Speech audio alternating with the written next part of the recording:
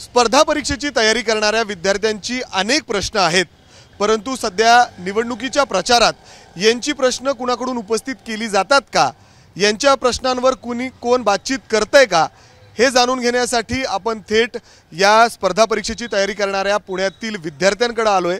खरं तर ते अभ्यास करत होते, परंतु आपण त्यांना सगळ्यांना एकत्र खाली आणलंय आणि त्यांचे नेमके काय प्रश्न आहेत आणि येत्या निवडणुकीत वारं कुठल्या दिशेने वाहतंय हे आपण त्यांच्याकडून जाणून घेणार आहोत।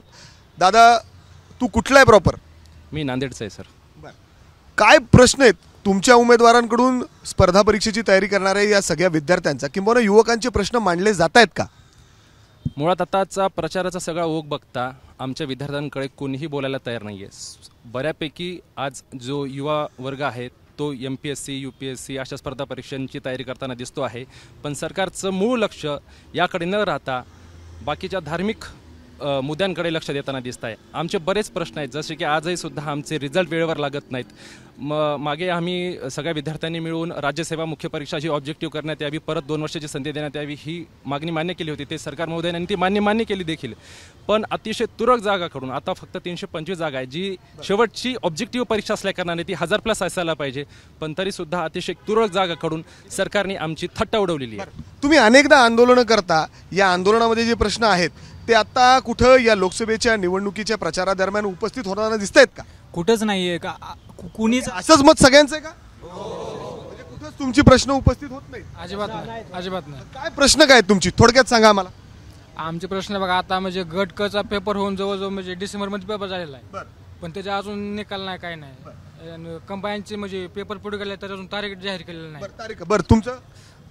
वेळेवर रिझल्ट लागण्यामुळे मुलांमध्ये खूप नैराश्य आहे आणि वय वाढत चालत मुलांमध्ये, त्यामुळे खूप मोठ्या प्रमाणात रोष आहे मुलांमध्ये सुद्धा। आणि सर, UPSCचं लगेच वेळापत्रक त्यांनी अनाऊन्स केलं, पण MPSCचं वेळापत्रक अजून अनाऊन्स करत नाहीत ते, गटबो असो किंवा राज्यसेवा असो। खरं तर आम्ही बघतो तुम्ही अनेक अशाच प्रश्नांसाठी अनेकदा खरं तर आंदोलनं देखील केली आहे। दादा, सुटताना दिसत आहेत का? तू कुठल्या मतदारसंघातून आहे आणि हे प्रश्न कसे सुटतील मग? आता मी उस्मानाबाद धाराशिव मतदारसंघातला आहे। सध्या एकही प्रश्न सुटत नाही। विद्यार्थ्यांची मुख्य मागणी ही आहे की सगळ्या परीक्षा MPSC कडून घ्याव्या आणि जर MPSCला वर्कलोड होत असेल तर SSCच्या धर्तीवर एक आयोग तयार करावा आणि त्याच्याकडं सरळ सेवेच्या परीक्षा द्याव्या, पण ह्या खाजगी कंपनीकडं परीक्षा देऊ नये ही विद्यार्थ्यांची मुख्य मागणी आहे। माझ्यासहित सगळ्यांना विचारा। तुमचे प्रश्न आता आपण घेतलेत, मात्र आता लोकसभा निवडणुकीचा प्रचार जोरदार सुरू आहे, अर्थात त्याच्यामध्ये तुमचे प्रश्न कुठेही उपस्थित होताना दिसत नाही ना? आता आपण तुमच्या मतदारसंघामध्ये नेमकं काय वारं आहे, कुठल्या दिशेने सध्या राजकारणाचं वारं सुरू आहे आणि काय परिस्थिती आहे राजकारणाची राज्यातली, तुम्हाला काय वाटतं? तुझ्यापासून सुरू कर। माझा मतदारसंघ शिरूर आहे, तर शिरूर मतदारसंघातील खासदार आमचे अमोल कोल्हे साहेब आहेत। त्यांचं काम उत्तम आहे, संसदेत पुरस्कार आहे, पण त्यांनी युवकांचे प्रश्न अजून जोरदारपणे संसदेत मांडले पाहिजेत असं मला वाटतं।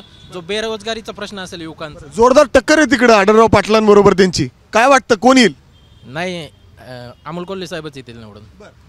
आम्ही बारामती मतदारसंघातून येतो, तर आमचा असाच प्रश्न आहे की बेरोजगारीच्या प्रश्नावर या सरकारनं जास्त विचार केला पाहिजे।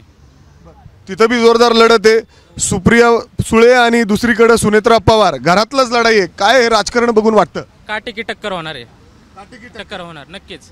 प्रचार जोरात सुरू आहे बारामतीमध्ये।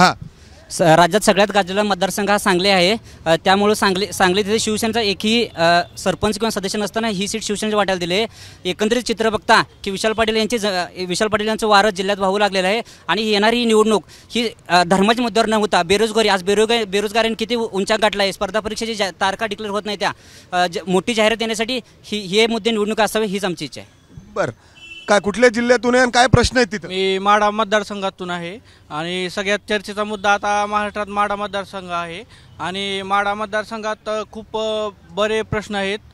त्यामध्ये पाण्याचा प्रश्न आहे, या युवकांना युवक खूप बेरोजगारी तर दिसते, अर्थात हा प्रश्न उपस्थित केला जात आहे, आश्वासन देखील दिलं जात आहे की नवीन रोजगार उपलब्ध केला जाईल आणि नोकरी दिल्या जातील। भाई, कसं आहे माहिती आहे का, बेरोजगारीचा आकडा आणि आपली पॉप्युलेशन बघता यांनी काढतात 1000 जागा आणि सांगतात की बेरोजगारी मिटवली, आणि ॲक्च्युली बघता आपली पॉप्युलेशन बघता ती काही आपल्याला सफिशियंट नाही आहे आणि त्याच्यासाठी काही असं ठोस पाऊल कुठल्याच गव्हर्नमेंटकडनं बरेच लोकांना नोकऱ्या गेलेल्या आहेत असं देखील सांगितलं जातं। हे सर एकतर जागा खूप कमी निघल्या जातात आणि खूप मोठा भोपळा दाखवला जातो ॲक्च्युलीमध्ये. आता माझ्या मतदारसंघात सांगायचा विषय सर, माझा मतदारसंघ इंगोली मतदारसंघ येतो आहे. तिथलं राजकारण तर सर्व महाराष्ट्रानं सध्या बघत आहे. आधी महायुतीकडून आदरणीय हेमंत पाटलांचं तिकीट दिलं होतं, त्यानंतर त्यांचं कापून तिथं आता बाबुराव पाटील कोळीकर आणि त्यांच्या विरोधामध्ये महाविकास आघाडीचे आदरणीय नागेश पाटील आहेत.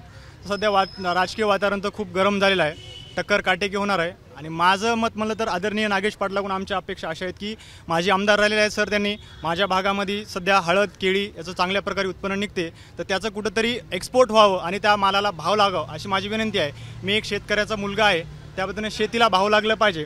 आणि शेतकऱ्याचं ज्या पद्धतीनं नुकसान होते सर, वारं पाणी. जर आपण बघितलं तर हे MPSCची तयारी करणारे जे विद्यार्थी येतात, खरं तर हे खूप ग्रामीण भागातून येतात आणि शहरामध्ये जो महिन्याला खर्च असतो तो देखील बऱ्याचदा त्यांना अफोर्ड होत नाही, अशी परिस्थिती या ठिकाणी आहे. आणि वेळेवर परीक्षा होत नाही, परीक्षा झाली तर रिझल्ट लागत नाही, भरत्या होत नाहीत. सर जागा सुटतात, 10,000 जागा सुटल्या सर, त्याच्यातले 5,000 सगळे भरती करीत नाहीत. आम्ही पोलीस भरती करतो, अभ्यास करतो, काम करून अभ्यास करीत आहेत. आणि असंही मतदारसंघात प्रत्येक मतदारसंघात गेले तर हे करते तर 5 वर्ष गावाकडेच येत नाहीत, एकदा निवडून गेले तर येतच नाहीत गावाकडे. असे येतात, मी नगर जिल्ह्यातला आहे, येत नाहीत गावाकडं. कोण खासदार आहेत? सुजय दादा विखे पाटील, ते आमच्या गावात 5 वर्षापूर्वी आले, ते आत्ता आले डायरेक्ट. येत नाहीत, पाण्याचा प्रश्न आहे, दुष्काळग्रस्त आहे, आम्ही दुष्काळग्रस्त भागातले येतं. तुम्ही सगळे पुण्यात राहता, म्हणजे बरेच आता वर्ष झालं असेल तुम्हाला, तुम्ही अभ्यासाची तयारी करता. पुण्यामध्ये लोकसभा काटेकी टक्कर आहे, तुम्हाला देखील अभ्यास असेल त्याचाच. काय वाटतं पुण्यातली टक्कर कशी असेल बरी? दंगेकरच्या बाजूने. का का असं तुम्हाला का वाटतंय? कारण जर बघितलं तर भाजपचे देखील जे कॅन्डिडेट आहेत, मुरलीधर मोहोळ, ते देखील चांगले सुशिक्षित आहेत, किंबहुना त्यांची देखील ताकद आहे या ठिकाणी. महापौर देखील ते राहिलेले आहेत. सर असं वाटते की जेव्हा कालचे आमदारकीची निवडणूक झाल्यावर दंगेकर साहेबांचा विजय झाला, जेव्हा आम्ही बाईट बघतो म्हणजे चॅनलवर, की बऱ्यापैकी लोकांचं असं मागणं आहे की दंगेकर साहेब खूप ग्राउंड लेवलला काम करतात, जनसामान्य लोकांच्या समस्या सोडवतात. या दृष्टिकोनातून असं वाटते सर. हां, तुमचं काय मत आहे? जनसामान्याकडनं प्रत्येकाकडनं अशी प्रतिक्रिया इथं लोकलच्या लोकांकडनं येते की दंगेकरचं आहे. कारण की इथले लोक सुशिक्षित असल्यामुळे ना, यांच्याकडे जो BJP मुद्दा घेऊन प्रचार करते, तो मुद्दे इथं कुणी त्याकडे लक्ष न देता प्रत्यक्ष कामाकडे. सर मला वाटतं मोहोळ येतील म्हणून. ना कोण? मोहोळ, मुरलीधर मोहोळ. कारण विधानसभेची निवडणूक आणि लोकसभेची निवडणूक ह्यात फरक आहे दोन्हीमध्ये. दोन्हीची मागणी पण वेगळी आहे, त्यामुळे मला वाटतं मोहोळ येतील. काय वाटतं तुला? मोहोळकर येतील. मुरलीधर मोहोळ येतील. काय आवडतं तुम्हाला मुरलीधर मोहोळमध्ये? काय म्हणजे मोहोळ येतील, तो राष्ट्रीय लेवलला BJPचा गव्हर्नमेंट पाहिजे त्याच्यामुळे. केंद्रीय लेवलला ज्या पद्धतीने आहे त्यामुळं BJPचा उमेदवार.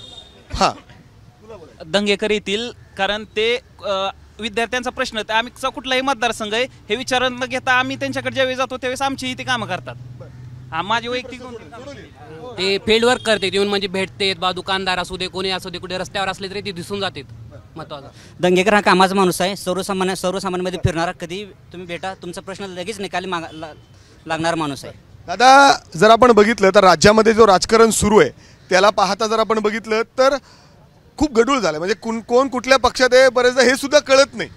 सर काय झालंय माहिती आहे का, आज फक्त नीतिमत्ता सोडून माणसं कुठेही जात आहेत. विकासावर राजकारण न करता ईडी ज्या या गव्हर्नमेंटच्या हे आहेत, सबसिडी आहेत, त्याच्यावर भीतीनं पक्ष बदलत चालले. सर बंदा रुपये एक नाही, खाण्याशिवाय धंदा नाही. गल्लीपासून दिल्लीपर्यंत पाहिलं जातं, एकही माणूस आज एका पक्षात राहत नाही आहे, सामान्याचा पक्ष उपस्थित करत नाही. शेतकरी मरत आहे, तरुण बेरोजगार होत आहे आणि अशा परिस्थितीत एक्झाम होत आहेत, आणि पण त्या एक्झामचा रिझल्ट लागत नाही आहेत. एक्झाम जरी झाला त्या मोठ्या प्रमाणात त्याच्यामध्ये फ्रॉड होत आहेत. असे फ्रॉड होत असतील तर कसा विद्यार्थी तरुण घडेल, हा माझा मुद्दा आहे. मला फक्त शेवटचा प्रश्न करायचा एकच, पंतप्रधान म्हणून तुम्हाला कोण आवडेल? सध्या जे आपण 2 चेअर पंतप्रधान, आता जर आपण बघितलं तर नरेंद्र मोदी आणि राहुल गांधी. राहुल गांधी मोदी, नरेंद्र मोदी. राहुल गांधी, आदरणीय राहुल गांधी आणि मुख्यमंत्री धनंजय मुंडे. नरेंद्र मोदी. आपण बघतोय या सगळ्या विद्यार्थ्यांचे कुठेतरी मिक्स प्रतिक्रिया आपल्याला या ठिकाणी दिसत आहेत. वेगवेगळे या ठिकाणी प्रश्न त्यांनी उपस्थित केलेले आहेत. खरं तर या प्रचाराच्या दरम्यान त्यांचे जे मूळ प्रश्न आहेत या स्पर्धा परीक्षेमध्ये ते देखील कुठं दिसत नाहीत अशी देखील तक्रार या विद्यार्थ्यांची आहे। आणि शेतकरीचे बरेच हे सगळे मुलं आहेत आणि त्यामुळं वेगवेगळे प्रश्न आहेत, शेतकऱ्यांचे देखील प्रश्न सोडवले जात नाहीत किंबहुना त्यांच्यावर बोललं जात नाही असे देखील या ठिकाणी आरोप या सगळ्या विद्यार्थ्यांकडून होत आहेत। मात्र जी लढत आहे संपूर्ण राज्यभरात ती काटेकी टक्कर असणार आहे अशी प्रतिक्रिया या विद्यार्थ्यांनी दिली आहे। कॅमेरामॅन राजेश बिडकरसह मी मिकी घई, एबीपी माझा, पुणे। एबीपी माझा, उघडा डोळे बघा नीट।